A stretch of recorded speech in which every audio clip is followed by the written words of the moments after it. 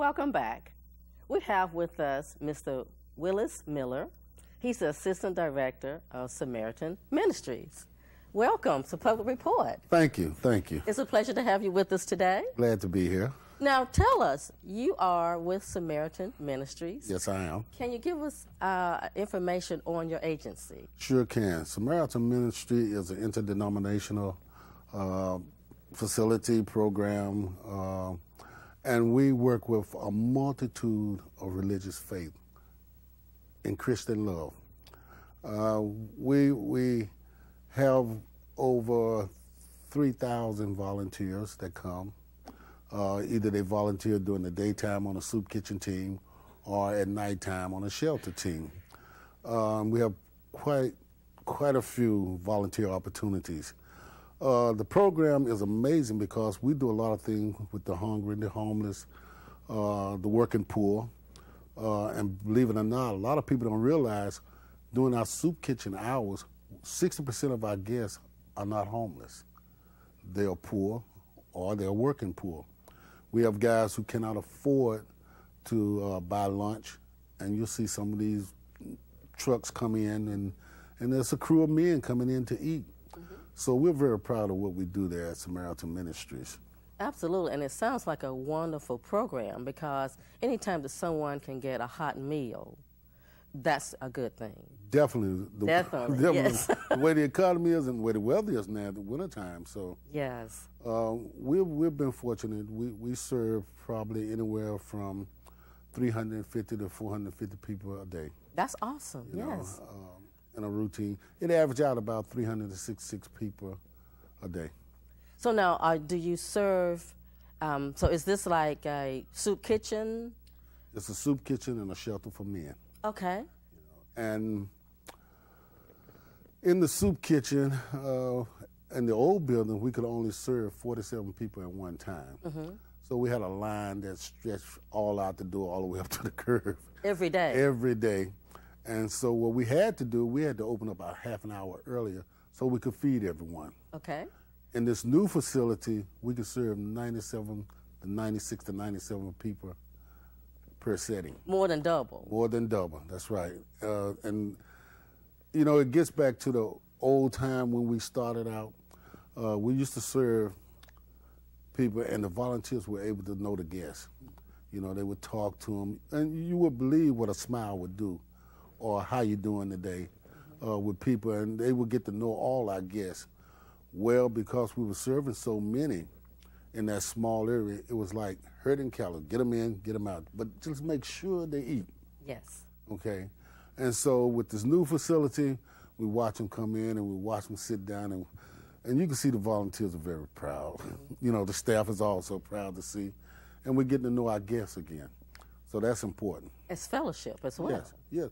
Well, everyone like to be known by their names and not just their guests, someone just coming in to eat. Uh-huh. Volunteers have a chance to say, how you doing? What are you doing today?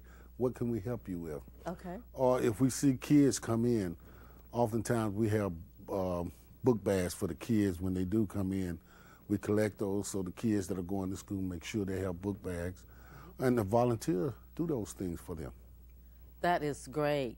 Now, so the way I understand this, anyone can come to your facility for a meal. Yes, yes. Now, how many meals did you serve a day?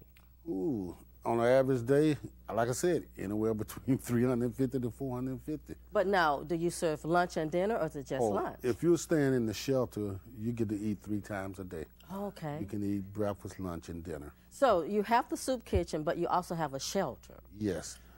In the shelter, our facility has gotten better there also. Okay. We had a 69-bed facility.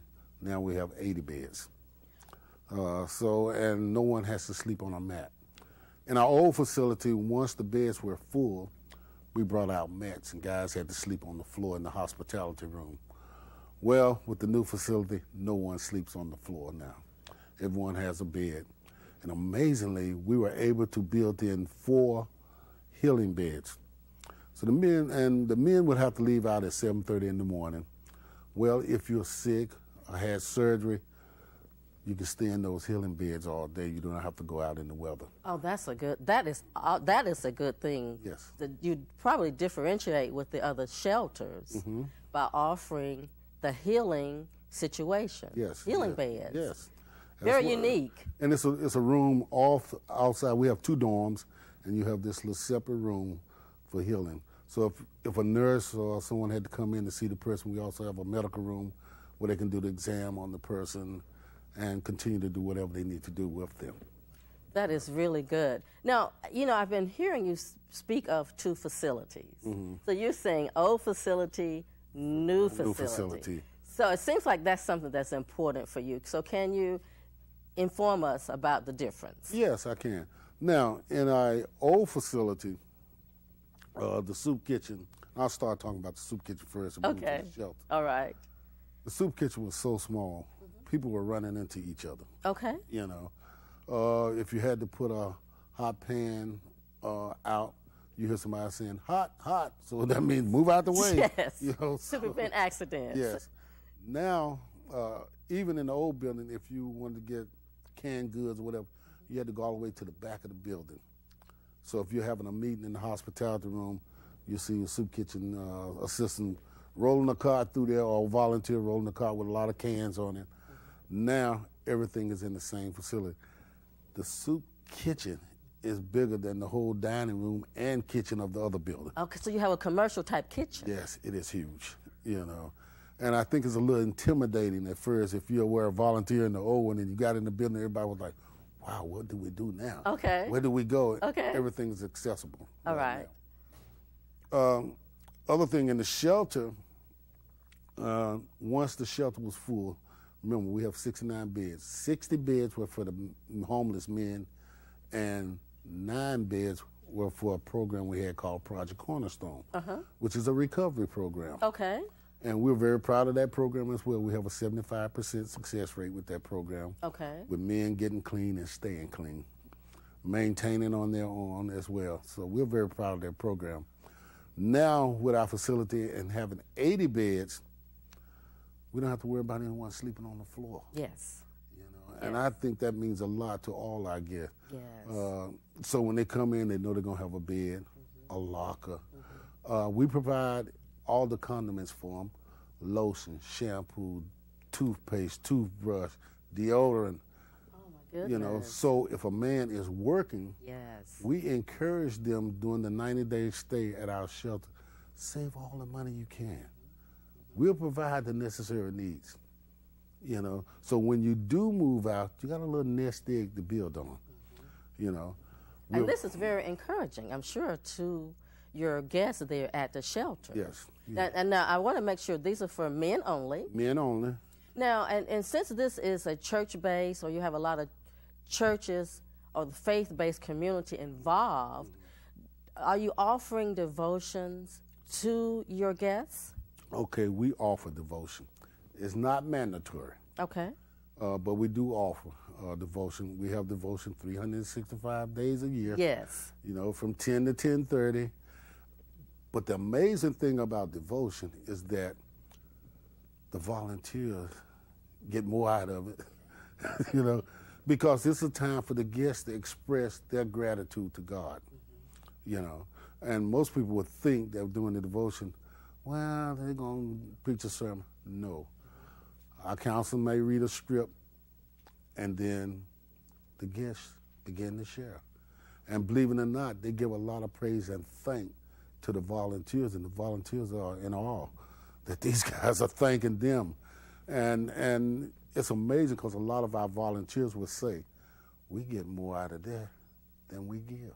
But you know, it's important to your guests because they realize that the volunteers are giving of their time, giving of themselves, and that says volumes about a person.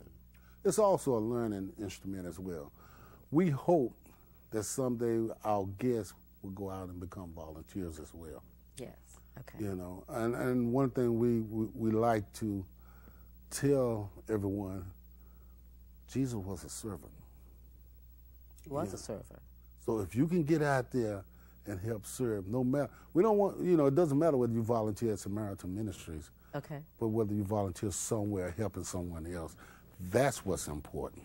Okay. And our guests, with unconditional love, our guests are beginning to see people don't even know you. Yes. And they love you. Good, good.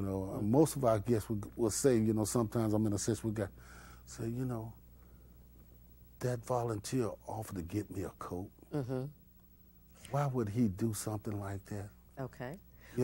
Well, since you're bringing up this subject of the volunteers and appreciation, can you think, I know that you have a lot of stories, but can you just think of a success story that you would like to share with us today? Oh, plenty. One of my favorite success stories was a guy got out of prison, and he had a name that was Latino, Hispanic.